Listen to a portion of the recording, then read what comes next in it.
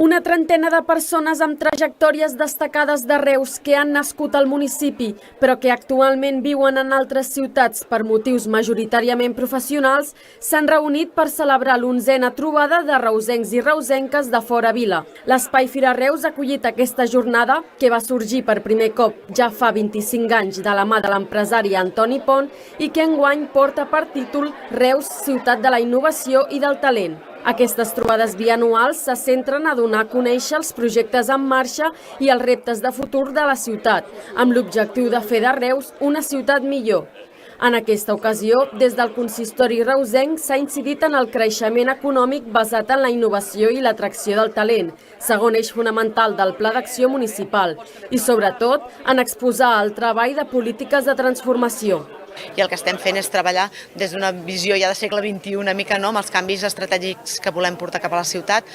sobretot basats en la innovació i l'atracció de talent, i que pensem que ells que sobretot estan treballant fora amb empreses molt destacades, doncs ens poden aportar també una mica aquesta visió i aquest debat conjunt de repensar-nos constantment com volem la ciutat del present i del futur. L'acte ha comptat amb l'assistència de l'alcaldessa de Reus i dels regidors i regidores de l'Ajuntament, que han volgut escoltar les opinions, propostes i visions dels reusencs de fora vila sobre la situació que travessa la ciutat actualment, tot per enriquir la mateixa visió del govern municipal. Ens fa una il·lusió tremenda venir aquí a escoltar com funciona la ciutat, a veure-la, a trepitjar-la. Alguns, com jo personalment, venim sovint, uns altres venen molt poc, i ens fa molta il·lusió tot el que és reusenquisme, promocionar-ho.